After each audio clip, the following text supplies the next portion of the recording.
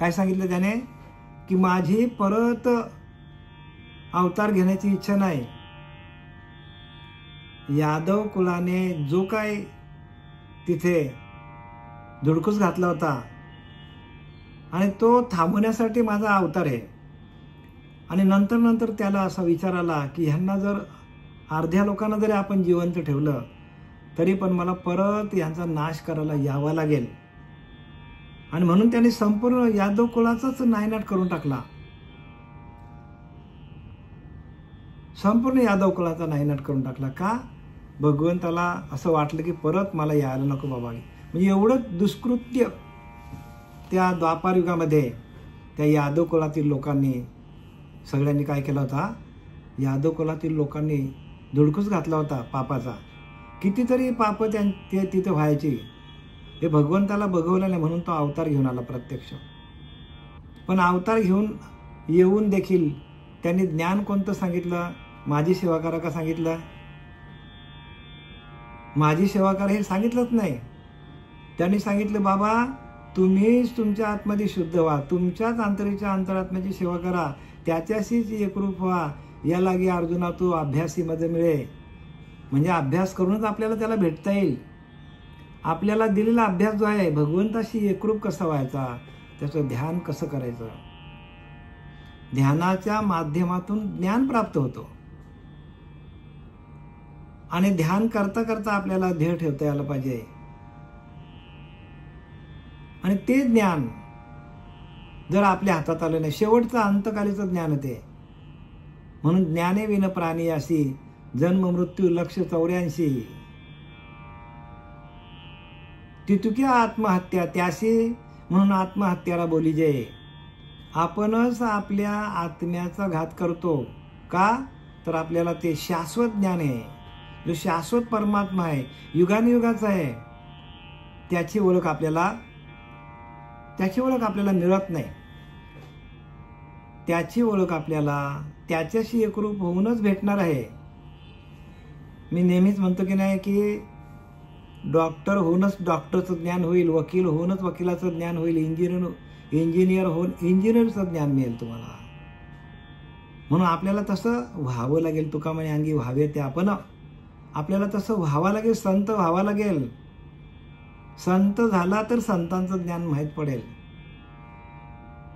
आणि म्हणून इथं सांगतात ज्ञाने विन प्राणियासी जन्म मृत्यू लक्ष 84. जर त्या परमात्म तत्वाचं ज्ञान आपल्याला झालं नाही, तो शाश्वत परमात्मा आहे, तो कुठे आहे? आपणच तो आहोत. आपल्याचकडे ते परमतत्व आहे, आपल्याचकडे ते आत्मतत्व आहे. त्याच्याशी एकरूप झालो नाही तर आपल्याला 84 लक्ष योनीला जावं लागेल. तितुक्या आत्महत्याला त्याशी म्हणून आत्महत्याला बोली जय. म्हणजे आपण 184 योनीची आत्महत्या या मनुष्य देहाला येऊन करतो. नुसते ह्याच देहाचे नाही, ह्या बरं का, ह्या जीवाने ज्या ज्या योनी भोगल्या त्या त्या योनीमध्ये त्यांनी विषय सुखच भोगलंय. आणि त्याच्यामुळे त्याला परत परत परत परत जन्माला यावं लागतो. त्याला भगवंताकडे पोहोचता येत नाही. आणि तो भगवंत कसा आहे ह्याच्यामध्ये सांगितलंय, ह्या अध्यायामध्ये सांगितलंय. तितुक्या आत्महत्याला त्याशी म्हणून आत्महत्याला बोली जे. म्हणून माणसाला आत्महत्याला म्हणतात समर्थ रामदास. आपल्याच आत्म्याचा आपण घात करतो.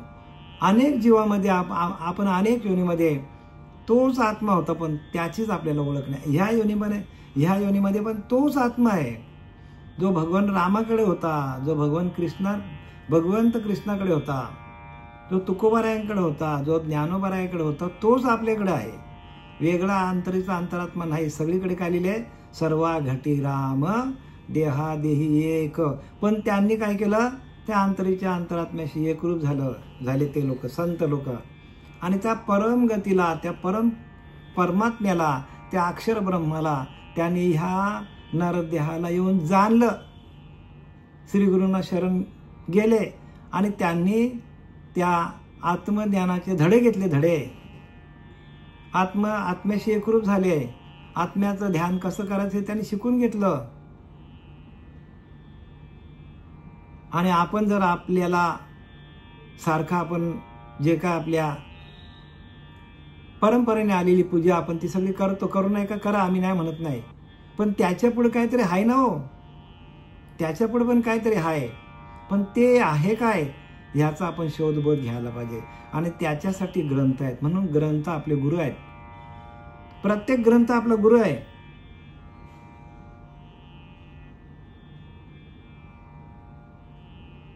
म्हणून लिहिले की नाही, गुरु वही जो हरी से मिलावे, हरीही मिलावे म्हणजे हरीची प्राप्ती करून देतो. आणि तशा गुरुला शरण गेल्यानंतर आपल्याला हे ज्ञान प्राप्त होतो. आता आपण वळूया ओवी क्रमांक 185, ज्ञानेश्वरी अध्याय 8 ब्रह्माक्षर निर्देश योग, आणि ओवी क्रमांक आहे 185. परी राव पौडला सुखे, जैसा देशीचा व्यापारून ठके, रजा आपल्याने अभिलाखे, करी तची असती. इथं काय सांगतात? परंतु राजा सुखाने निधला असता, ज्याप्रमाणे राज्यातील व्यापार आपोआपच चालतात. व्यापार राहतात का? व्यापार राहत नाही, व्यापार आपोआपच चालतात. राजा सुखाने झोपला तरी पण व्यापार चालूच असतात. म्हणजे काय सांगायचं ना, व्यापार राहत नाही म्हणजे व्यापार चालूच राहतात. तसा आपल्या मन काय आहे? आपल्या शरीराचा राजा आहे. मन काय आहे? शरीराचा राजा आहे. पण मनाच्या पलीकडे जी एक शक्ती आहे, अद्भुत शक्ती आहे, ती शक्ती काय करते? संपूर्ण आत हरी बाहेर हरी, हरीने मध्ये व्यापिली. म्हणजे काय? आतमध्ये पण ती शक्ती आहे आणि बाहेर पण ती शक्ती आहे. या सृष्टीतला एकही कण त्या परमात्म तत्वाच्या बाहेर नाही आहे. संपूर्ण सृष्टीमध्ये तोच भरलेला आहे. आतमध्ये पण तोच आहे, बाहेर पण तोच आहे, आणि त्याला अक्षर ब्रह्म म्हणतात. आणि त्याचा नाश कधीच होत नाही. आणि सृष्टीतली प्रत्येक वस्तूचा नाश होत नाही, तिचा रूपांतर होतो. जसा एखादा माणूस आहे, माणूस मेल्यानंतर त्याच्या कर्माप्रमाणे त्याला तसा देह मिळतो. मग कर्म खोटे असतील तर मग त्याला खालच्या योनीत जावं लागतो. कुत्रा, मांजर, जे काय असेल ते, हत्ती, घोडा. पण कुठलीच वस्तू कुठे जात नाही. दगडी कुठे जात नाही, धोंडाही कुठे जात नाही. सगळा जिथल्या तिथे भगवंतांनी लावून दिलेला आहे. पण त्याला नियम लावून दिलेले आहेत. आणि नियमाप्रमाणे आपण वागलो तर आपल्याला भगवंताची प्राप्ती होते. जसं आपण आता आपल्या लौकिक जगामध्ये एखादा कायदा तोडला तर आपल्याला त्याची सजा भोगावी लागते. तसं भगवंताच्या विधिनियमाच्या बाहेर आपण एखादं कार्य केलं तर त्याचं पाप आपल्याला लागतो. पण सगळ्याला चालवणारा एकच परमात्मा आहे. आणि तो कसा आहे? तो कोणाला दिसत नाही, येत नाही, जात नाही, सगळीकडे तोच भरलेला आहे. आणि त्याची ओळख पटण्यासाठी एवढी सगळी शास्त्र लिहिण्यात आलेली आहेत. आणि म्हणून त्याला अक्षर ब्रह्म म्हणजे ज्याचा कधीच नाश होत नाही असं ते परब्रह्म आहे. पण आपण ज्यांची पूजा करतो, ज्या देवांची आपण ज्यांना देव मानतो, मूर्त्या वगैरे, त्यांचा एक दिवस नाश होणार आहे. मग त्यांची पूजा करू नये का? त्यांची पूजा ही करा, कारण आपल्याला तिथपर्यंत जाता येत नाही. त्याचा आधार घेऊन तिकडे जायचं आपल्याला. आपण 10वी पर्यंत शिकलो, मग आपलं शिक्षण झालं का? नाही, पुढे आहे ना, 11वी आहे, 12वी आहे, चांगले मार्ग आहेत अजून पुढे. ज्यांनी चांगल्या उत्तम मार्गाला पुढे गेले त्यांना ह्या लौकिकातला किंवा या प्रपंचातला सुख त्यांना भोगता आला. डॉक्टर झाले, चांगला पैसा कमवला, बिझनेसमॅन झाला, चांगले पैसे कमवले, पण शिक्षणातून कमवले, शिकले म्हणून त्यांनी तेवढे पैसे कमवले. म्हणजे त्यांच्याकडे काय आली? त्यांच्याकडे वैभव आलं, वैभव. पण आपल्याला समर्थांनी सांगितलंय की आपल्याला कुठलं वैभव कमवायचं आहे? तर भगवंताला प्राप्त करणं हे वैभव आहे. म्हणजे आपण जी पूजा करतो ती पहिली पायरी आहे. तिच्या पुढं आपल्याला जावं लागेल. तिच्या पुढं भक्ती आहे ना, भक्ती कुठं संपतो? शेवटपर्यंत भक्ती संपत नाही. पायरी पायरीनं आपल्याला हळूहळू आपल्याला पायरी पायरीनं जावं लागेल. आणि त्याच्यासाठी आपल्याला दिसत नाही परमात्मा, भासत नाही परमात्मा, म्हणून आपण श्रीगुरूंची मदत घ्यायची आहे असं सांगितलं इथे. प्रत्येक संतांनी हेच सांगितलं आहे की बाबा तुम्ही श्रीगुरूला शरण जा, त्यांच्याकडे सगळं घ्या.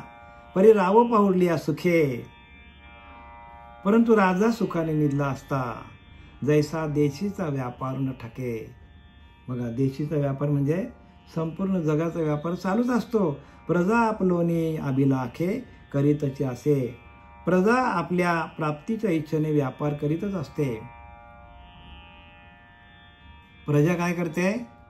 जी जेवढे आपली 1,40,00,000 आपली काहीतरी 140 करोड लोकसंख्या आपली आहे, ती सगळी काय करते? सूर्य उगवला की आपली सगळी कामं चालू करतात.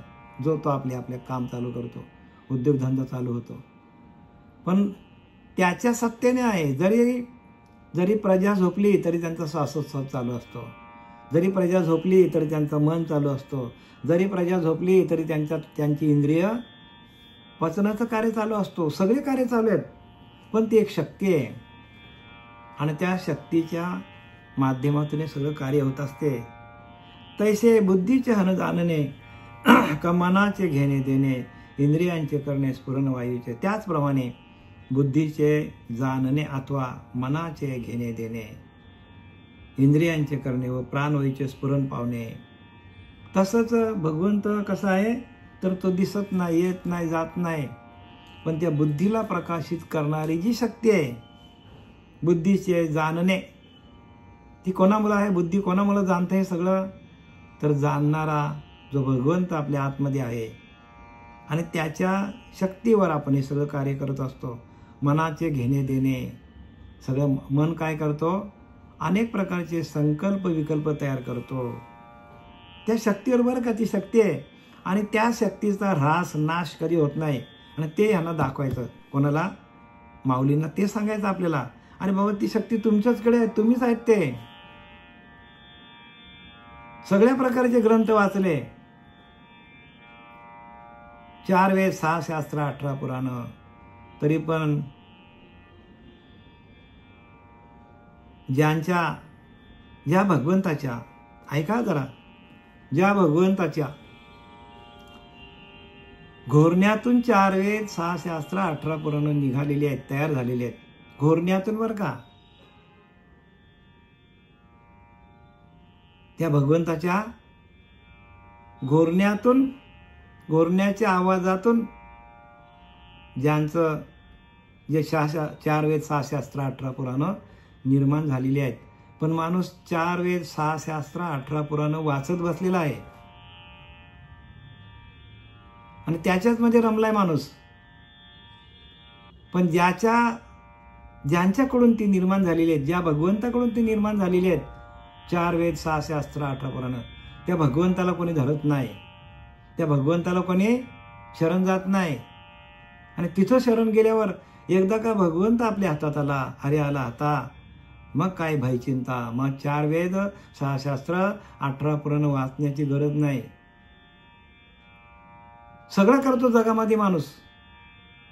लिहिले का नाही, स्वामी तुझी कृपा न होता, कोट्यानुकोटी साधने तू व्यथा व्यर्थच सांगितलेत.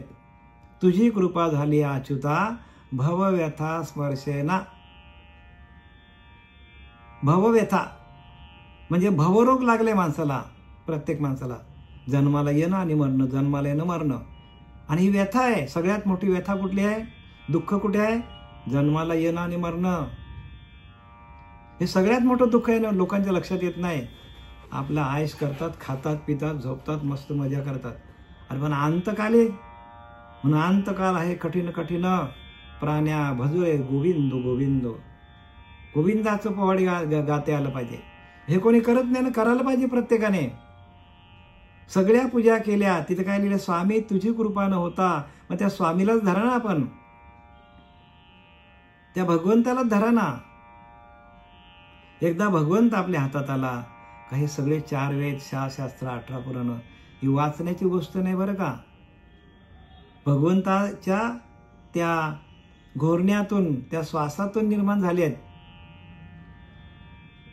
आणि तो भगवंत आपल्या हातात आला तर आपल्याला कुठे जायची गरज आहे का? संतांनी हेच केले बरं का. प्रत्येक संतांनी हेच केलेलं आहे. त्या भगवंताला आपलंसं करून घेतलं. आपल्या भावासारखा देव आठवावा मनी. आपल्या भावासारखा, आपला जसा भाव असेल तसा आपल्या भावासारखा देवपूजा. जैसा भाव तैसा देव हो. पण आपला भाव निर्माण व्हायला पाहिजे भगवंताबद्दल. आणि तो भाव निर्माण झाला की आपल्याला तिथपर्यंत पोहोचवतो. आणि तो भाव निर्माण होण्याकरता श्री गुरूंकडे जावा लागतो. कारण आपल्याकडे विषयांचा भाव आहे, आपल्याकडे अहंकाराचा भाव आहे, आपल्याकडे गुणांचा भाव आहे. आपण या लौकिक सुखामध्ये अडकलोय. म्हणून समर्थ रामदासांनी लिहिले, लौकिक बरा संपादिला, आतमध्ये सावध नाही झाला, मुख्य देवा असं चुकला, आत्मघातकी. बघा कसं लिहिलंय. आपल्याच आत्म्याचा घात आपण करतो.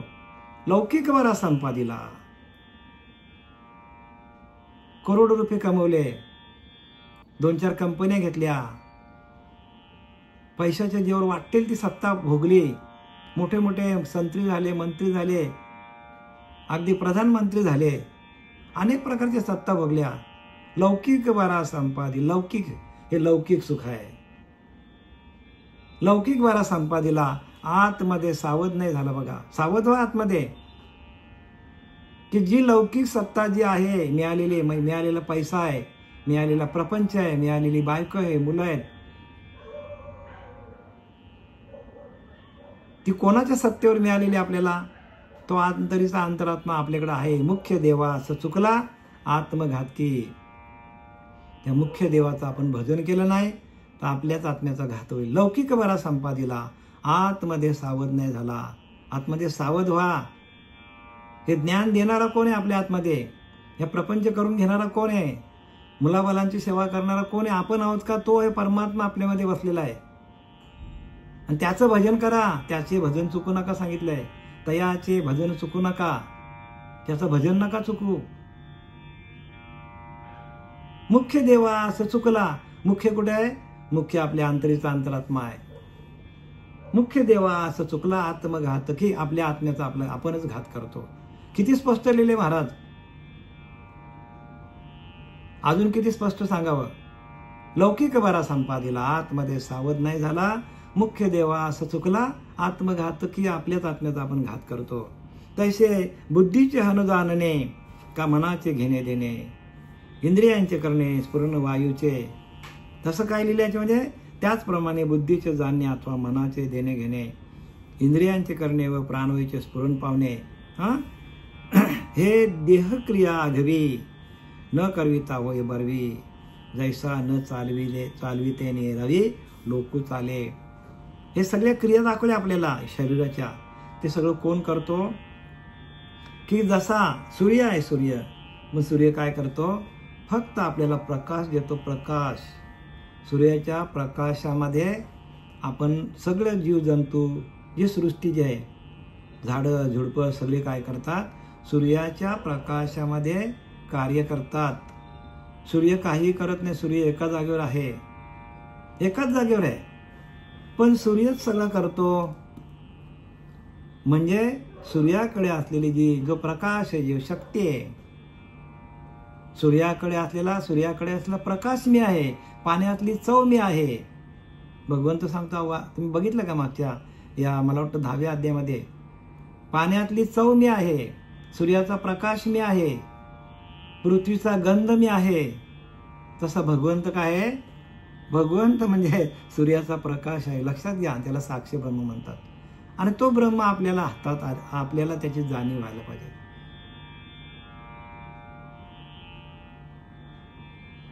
आणि ती जाणीव आपल्याला कधी मिळेल? आपल्याला की आपण अभ्यास केला तर.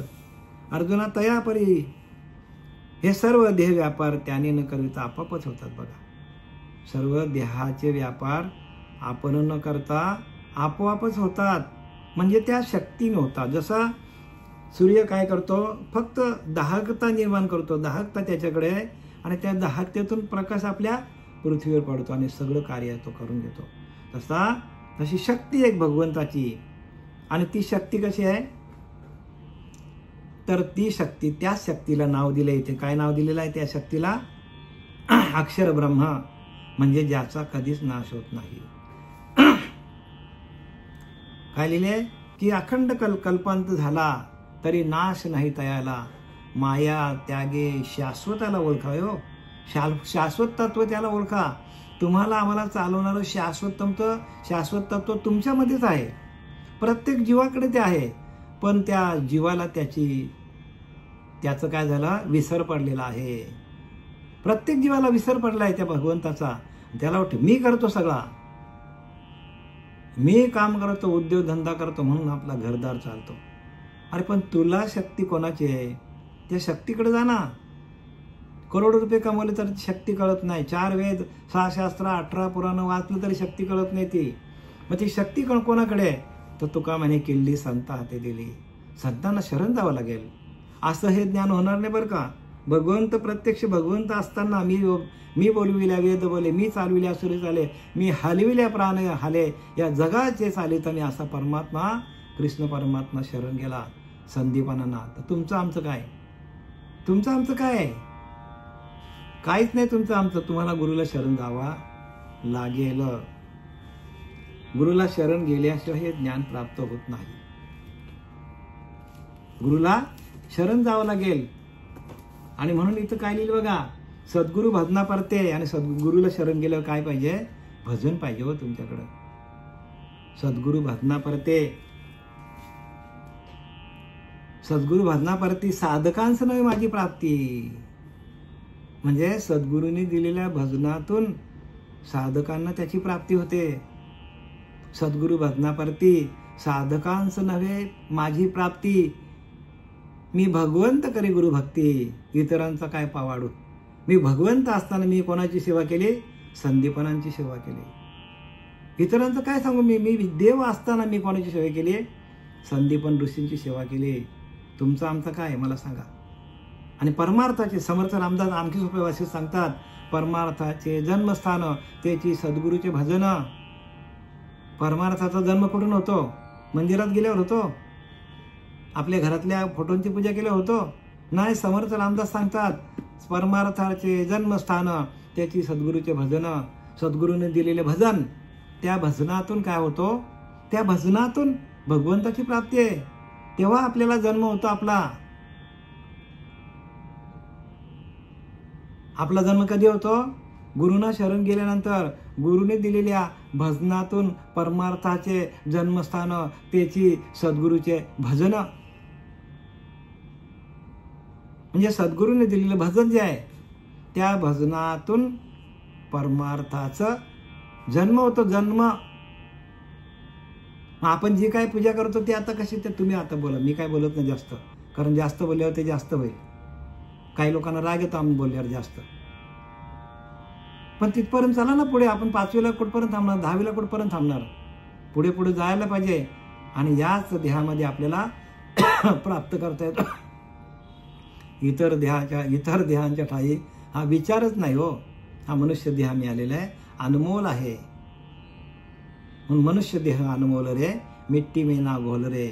अब जो मिला है फिर ना मिलेगा, कभी नाही कभी नाही कभी नाही. बघा किती वेळा सांगितलंय? 2 वेळा सांगितलंय. परत मिळणार नाही. मिळालेलं देह काय करायला पाहिजे? भजनासाठी लावलं पाहिजे. आणि तो भजन कुठला असला पाहिजे? देख मनुष्य जात सकळ स्वभावताचं भजनशील 4थ्या अध्यायामध्ये माऊलीने सांगितलंय. झाले असे केवळ माझ्याच ठाई, परी ज्ञाने विन नाशिले. जो ओरिजिनल भजन आपल्याला 4थ्या अध्यायामध्ये माऊलीने दिलेला आहे तोच भजन मिळालं पाहिजे. देख मनुष्य जात सकळ स्वभावताचं भजनशील. स्वभावताच भजन आपल्याला बनवलं आहे देवाने नाभीच्या ठिकाणी. झाले असे केवळ माझ्याच ठाई, परी ज्ञाने विन नाशिले. ते ज्ञान नसेल तर नाश होणार. प्रत्येक जीवाचा नाश होणार. प्रत्येकाचा नाश होणार बरं का. हे माऊलींचे वाक्य आमचे वाक्य नाही आहेत. सर्व देहाचे व्यापार त्यानेच न करता आपापच होतात. बघा आपाप होतात. तो करून घेणार आहे हो. आणि ती अद्भुत शक्ती आहे. आणि त्या शक्तीचा नाश कधीच होत नाही. ती शक्ती आपल्याकडे याच्या आधी होती, आता याच्या नंतर पण असणार. शक्तीचा नाश कधीच होत नाही. पण शक्तीवरती आलेली जी माया आहे ती माया काय करते, मायाच काय करते, प्रत्येक जन्मामध्ये आपल्याला मायाच आपल्याला फसवते.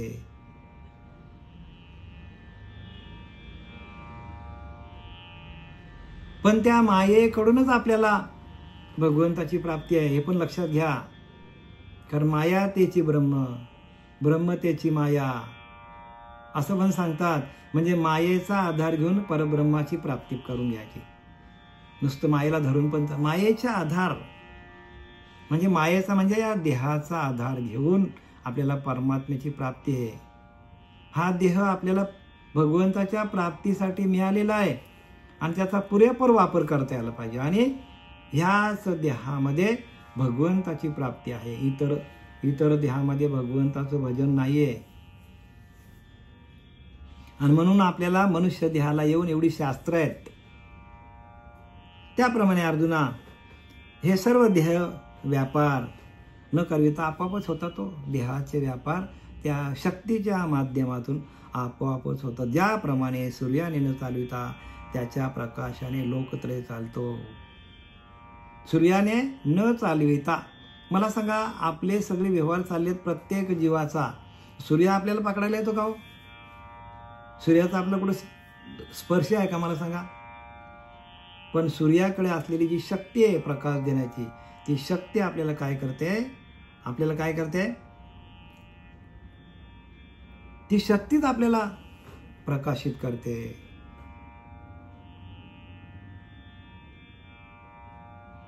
अर्जुना तया परी सुतला ऐसा आहे शरीरी. आणि ही जी शक्ती आहे ती कशी आहे, म्हणजे झोपलेली शक्ती आहे, सुप्त शक्ती आहे. कोणती शक्ती? की ज्या शक्तीचा नाश कधीच होत नाही. अविनाशी तत्व आहे ते, अविनाशी शक्ती आहे. ती अविनाशी शक्ती आपल्या शरीरामध्ये अर्जुना तया परी सुतला आहे ऐसा आहे शरीरी. सुप्त म्हणजे झोपलेली आहे. म्हणून पुरुष गा अवधारी मनिपे जयते. आणि म्हणून त्याला पुरुष म्हणतात.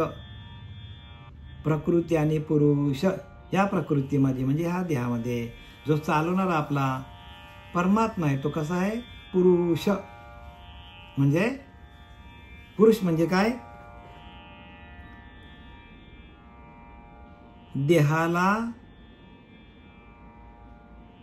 शक्तीचा पुरवठा करणारी जी शक्ती आहे, देहाला शक्तीचा पुरवठा करणारी जी एकमेव शक्ती आहे तिला पुरुष म्हणतात. पुरुष म्हणजे ह्या पुरुषाला चालवणारी, जो पुरुषाला चालवणारा तो ईश्वर आहे. पुरुष पुरुषाला चालवणारा ईश्वर तो कसा आहे? शक्तिरूपाने आपल्याकडे. या देवी सर्वभूतेषु शक्तिरूपेण संस्थिता नमस्तस्ये नमस्तस्ये नमस्तस्ये नमो नमः. म्हणजे काय? प्रत्येक जीवाला जी शक्ती आहे त्या शक्तीला नमन करा. म्हणजे ती शक्ती कशी आहे? अविनाशी आहे. आणि ती अविनाशी शक्ती प्रत्येक जीवाकडे आहे, पण तिची आपण ओळख घेत नाही. आणि तिची ओळख घेणं म्हणजे परमात्म्याची प्राप्ती. लक्षात घ्या, हे खूप गुह्य ज्ञान आहे. आम्ही जे तुम्हाला सांगतो या अंतरीचा अंतरात्मा, जो अंतरीचा अंतरात्मा तुमच्याकडे तोच माझ्याकडे, वेगळा काय नाही. पण या अंतरीच्या अंतरात्म्यातून झालेली उपासना आहे, झालेलं ध्यान आहे, त्या ध्यानाच्या माध्यमातून आलेली स्थिती आहे, अंतःकरणाची स्थिती आहे, अंतःकरणाचा भाव आहे, तो तुमच्याशी बोलतो. म्हणजे परमात्माच बोलतो. देह एवढा बोलू शकत नाही. पण देहाला पुरवली जाणारी जी शक्ती आहे ती शक्ती बोलत असते. आणि संतांनी ह्याचं काय केलंय? अवलोकन केलं आणि ते आपल्यापुढे त्या शक्तीचं प्रदर्शन मानले आपल्याकडे. त्याप्रमाणे अर्जुना शरीरात झोपल्यासारखा अस्वस्थ आहे, म्हणून त्याला पुरुष असे समजा बरं का त्याला पुरुष. आणि तोच आहे माया, ब्रह्म, शिव, शक्ती, प्रकृती. पुरुष प्रकृतीला चालवणारा पुरुष आपल्या आतमध्ये, मायेला चालवणारा माया, ब्रह्म, मायेला चालवणारा ब्रह्म आहे आपल्याकडं, शिवाला चालवणारी शक्ती आहे. आणि हे सगळ्या शक्ती ज्या आहेत या शक्ती काय करतात? या शक्तीची भक्ती आपल्याला यायला पाहिजे. आपण भक्ती नको ती करत बसलोय, पण ती भक्ती करता करता पुढं आपल्याला जाता यायला पाहिजे. जर आपण पुढं गेलो तर आपल्याला आपला मार्ग सोपा होईल, भगवंतापर्यंत जाण्याचा मार्ग सोपा होईल. नाही तर काय सगळेच लोक भक्ती करतात हो. या जगामध्ये कोण भक्ती करत नाही, सगळे भक्ती करतात. पण तिथपर्यंत पोचण्याची जी शक्ती आहे, पोचण्याची जी प्रक्रिया आहे, तिथपर्यंत पोचण्याची जी कला आहे ती श्री गुरूंकडे आहे. आणि तसा गुरु जीवनात येत नाही तोपर्यंत आपण ह्याच्यामध्येच अडकून राहू. आणि म्हणून अर्जुनाला सांगितले, ते ज्ञान पैगाबरवे जरी मने मने आती आणावे, तरी संता या भजावे सर्वस्वेशी. संतांना भजा म्हणून संत त्याची देव आहेत. पै वेदांचे आणि प्रकृती पतिव्रते पडिला एक पत्नी वर्ते, येणे ही कारणे जयाते पुरुष म्हणूये. आणि मायारूप पतिव्रतेच्या एक पत्नी व्रतांत पडल्यामुळे हा पुरुष, याला पुरुष नाव आहे. आणि माया आणि ब्रह्म याच्या पलीकडे काय आहे का हो? माया आणि ब्रह्म, जसा स्त्री आणि पुरुष तशी माया आणि ब्रह्म. सगळा संसार स्त्री आणि पुरुषांवर चालतो. स्त्री नसेल तर संसार होणार नाही, पुरुष नसेल तर प्रपंच होणार नाही. होईल का? मग दोघांचं मिलन म्हणजे प्रपंच आहे, दोघांचं मिलन म्हणजे संसार आहे. दोघांचं काय मिलन आहे? दोन जीवांचं मिलन आहे. त्यावेळेला हा संसार आपल्याला दिसतो. दोन जीवांचं मिलन आहे, शारीरिक मिलन आहे, मानसिक मिलन आहे. आणि ते मिलन काय करतो? ही संपूर्ण काय करतो? या संपूर्ण सृष्टीमध्ये आपल्याला दिसतं प्रत्येक. तसं इथं सांगतात. आणि प्रकृती पतिव्रते म्हणजे प्रकृती ही पतिव्रता आहे त्या पुरुषाची प्रकृती ही पतिव्रता आहे. पडिले एक पत्नी व्रते, जसं एखादी पत्नी आहे, ती एकाच पत्नीबरोबर पुरुष काय करतो? व्यवहार ठेवतो एकाच पत्नीबरोबर. आणि एक पत्नी एका पुरुषाबरोबर व्यवहार ठेवतो. तसं माया आणि ब्रह्म यांचं मिलन होतं. आणि त्या मिलनातून विवेक नावाचा पुत्र जन्माला येतो. जसं आपल्याला अद्वैतामध्ये जसं मायेचं किंवा प्रकृतीचं आणि पुरुषाचं, मायेचं आणि ब्रह्माचं किंवा पती पत्नीचं ज्या वेळेला मिलन होतं त्यावेळेला मुलगा असेल मुलगी असेल जन्माला येते मिलनातून. तसं प्रत्यक्ष प्रकृती आणि पुरुषाचं मिलन झाल्यानंतर आपल्याला ही विवेक नावाचा पुत्र जन्माला येतो. आणि विवेक नावाचा पुत्र जन्माला आला की तो विवेकच आपल्याला ज्ञानवान बनवतो. विवेकातून ज्ञानवान बनवतो. आणि विवेकातून आपल्याला गती आहे. ज्याच्याकडे विवेक नाही तो अधोगतीला जातो. ज्याच्याकडे विवेक आहे, विवेक म्हणजे काय की जे परब्रह्म सगळीकडे भरलेलं आहे, व्याप्त आहे, तेच परब्रह्म आपल्याकडे आहे असा ठाम दृढ निश्चय धरून आपण त्या एकावलंबनात्मक म्हणजे एका परमात्म तत्वाकडे जाणारे जी बुद्धी आहे त्या बुद्धीशी समरस होणं. लिहिले का नाही? बुद्धीचे वैभव अन्य नाही दुजे, एका केशव राजे सकळ सिद्धी. म्हणजे बुद्धीचं दुसरं वैभवच नाही, एका परमात्म्याला प्राप्त करणं हेच बुद्धीचं वैभव आहे. आणि एकदा का आपण त्या परमात्म्याशी एकरूप झालो तर आपल्याला आज फिटले माझे कोडे, आपले कोडे संपूर्ण सुटतो. येणे ही कारणे जायते पुरुष म्हणते, म्हणून त्याला पुरुष म्हणतात. आणि मायारूप पतिव्रतेचे एक पत्नी व्रतांत पडल्यामुळे हा पुरुष याचे नाव पावलं आहे. याला पुरुष का म्हणतात? का हा मायेरूपी त्या पतिव्रतेमध्ये अडकलेला आहे. आणि त्या मायारूपी पतिव्रतेचा भोग घेतल्यानंतर त्या भोगातून विवेक नावाचा पुत्र जन्माला येतो. आपल्याला विवेक व्हायला पाहिजे. म्हणून विवेक विन भाव, तो भावचा भाव, ज्यांच्याकडे विवेक नाही त्याला किंमत नाही सांगतात.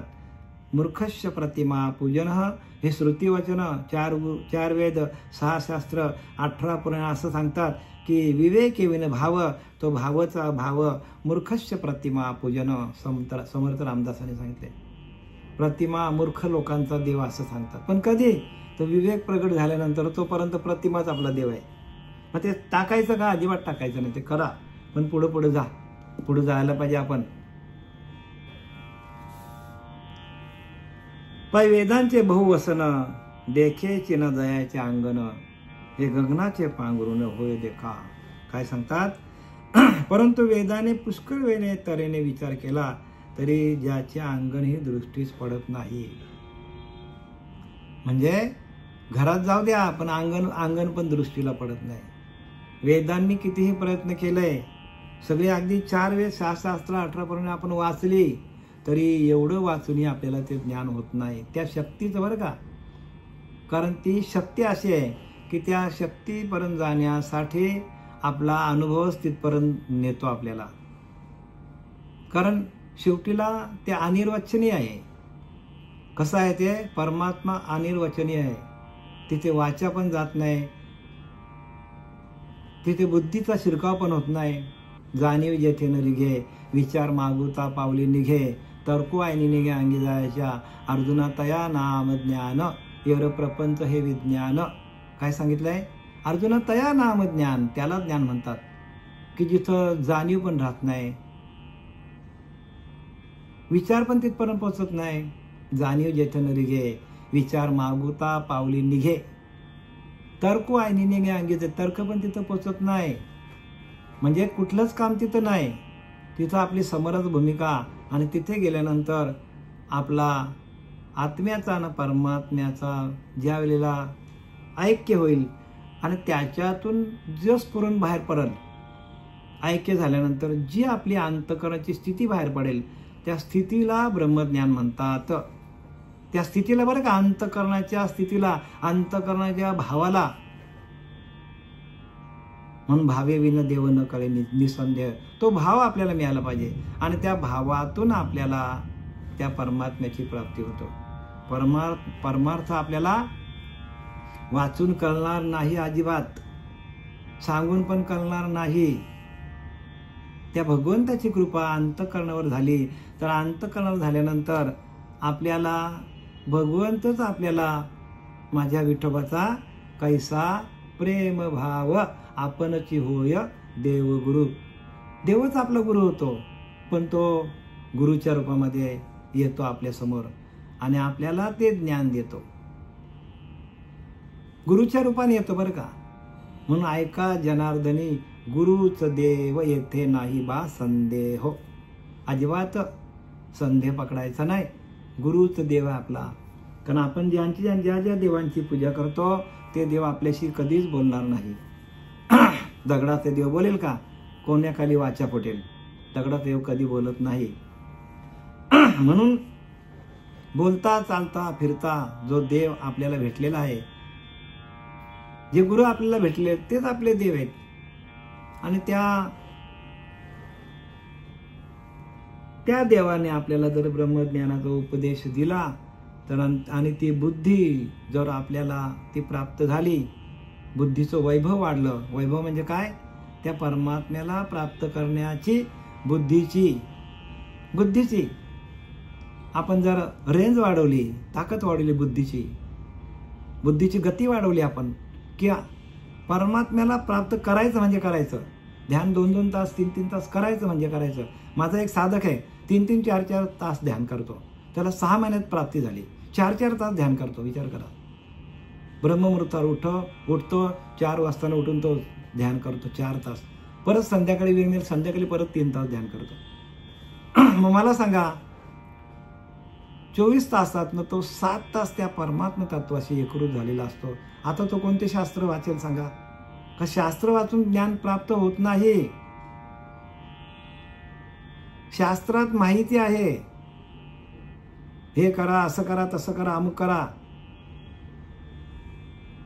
पण प्रॅक्टिकली तुम्हाला भगवंताला प्राप्त करण्यासाठी तुम्हाला प्रॅक्टिकल सराव करावा लागेल. भगवंताशी एकरूप कसं व्हायचं, त्याचं भजन कसं करायचं आणि या देहाचा विसर कसा पाडून घ्यायचा. देहाच्या निरसने तुकाराम महाराज म्हणतात की नाही, भक्ती ते नमन वैराग्य तो त्याग ज्ञान ब्रह्मी भोग ब्रह्मतनू. बघा, ज्ञान ब्रह्मी भोग, ज्ञानातून ब्रह्माची ओळख होतो, ब्रह्मी भोग. आणि मग ब्रह्माची आपल्याला ओळख झाली की त्या परब्रह्माशी आपण भोग कसा लावायचा, म्हणजे त्या परब्रह्माला प्राप्त करण्यासाठी आपण ध्यान कसा लावायचं, ब्रह्मी भोग ब्रह्मतनू. आणि एकदा का त्या परब्रह्म तत्वाशी एकरूप झालो, त्या ब्रह्माशी भोग लावलं, जसा आपण जेवणाचा भोग लावला आणि जेवण आपण जेवलो का आपण तृप्त होतो, तसा ब्रह्मी ब्रह्मभोग ब्रह्मतनू, तशी आपली तनूच आपली ब्रह्मरूप होतो. तनूच ब्रह्मरूप होतो बरं का, तनूच ब्रह्मरूप होतो. म्हणून सगुण निर्गुण एकू गोविंदुरे झालेली सेवा आपले सच्चिदानंद सद्गुरू श्रीपाद बाबा, पांडुरंग देवकर बाबा, रामदास बाबा, नारायण बाबा, नाना बाबा यांच्या चरणी समर्पित करत आहे. पुंडलिकावर हरी विठ्ठल. श्री